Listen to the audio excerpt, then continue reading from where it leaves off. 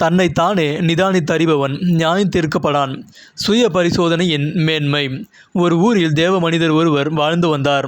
அவர் கர்த்தரோடு நெருக்கமான ஐக்கியத்தில் இருந்தவர். மற்றவர்களிடத்தில் உள்ள குறைகளையும் தவறுகளையும் சுட்டிக்காட்டி பேசுவதை அவர் அறவே தவிர்த்தார். உலக மக்கள் மற்றவர்களின் குறைகளை பற்றி புறங்கூறி தெரிந்தபோது இவர் அமைதியாகவும் தன்னுடைய ஆவிக்குரிய வாழ்க்கையில் கவனமாகவும் இருந்தார். யாராவது ஒரு நபர் மற்றொருவரை பற்றி குறை கூற அவரிடம் வந்தால் அந்த தேவ மனிதர் அவர்களை மென்மையாக தடுத்து இப்படி சொல்வார்: தங்கள் தரப்பு நியாயத்தை சொல்ல இங்கே இல்லாத ஒருவரை பற்றி நாம் பேச வேண்டாம். ஒருவேளை அவரிடம் உங்களுக்கு ஏதேனும் வருத்தம் இருந்தால் அவரை அழைத்து வாருங்கள், நாம் அவரோடு பேசுவோம். அதை விடுத்து என்னிடம் ஏதேனும் குறையை கண்டால் இப்போதே சொல்லுங்கள், ஏனெனில் நான் உங்கள் முன் நிற்கிறேன். இல்லாதவர்களை பற்றி நாம் ஒருபோதும் குறை பேசக்கூடாது. இவ்வாறு அவர் மற்றவர்களின் செயல்களை ஆராய்வதை விட தன் சொந்த இருதயத்தையும் வாழ்க்கையையும் எப்போதும் சோதித்து அறிந்தார். பரலோக வரவேற்பு.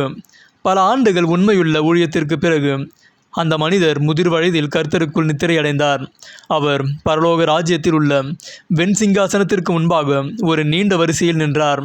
அந்த வரிசையின் முன்னே இயேசு கிறிஸ்து மகத்துவத்துடன் வீட்டிலிருந்து ஒவ்வொரு ஆத்மாவையும் நியாயம் தீர்த்து கொண்டிருந்தார்.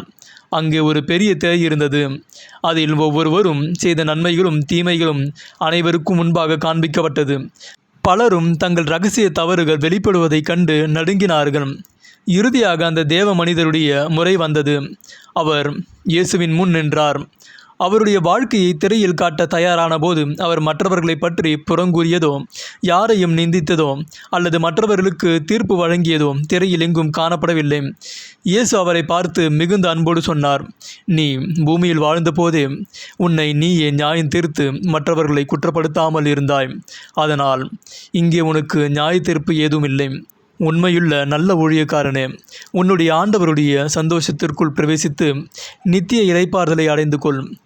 மற்றவர்களின் பாவங்களை கவனிப்பதை விட தன் சொந்த பரிசுத்தத்தில் கவனம் செலுத்துபவர்கள் தேவனுடைய சிங்காசனத்திற்கு முன்பாக பெரிய இரக்கத்தை பெறுவார்கள் என்பதை நிரூபிக்கும் வகையில் அந்த மனிதன் மிகுந்த மரியாதையுடன் பரலோகத்தில் வரவேற்கப்பட்டான்.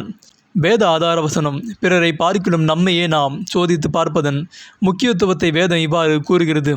முக்கிய வசனம்: நம்மை நாமே நிதானித்தறிந்தால் நாம் நியாயம் தீர்க்கப்படும். 1 கொரிந்தியர் 11 அதிகாரம் 31 வசனம்.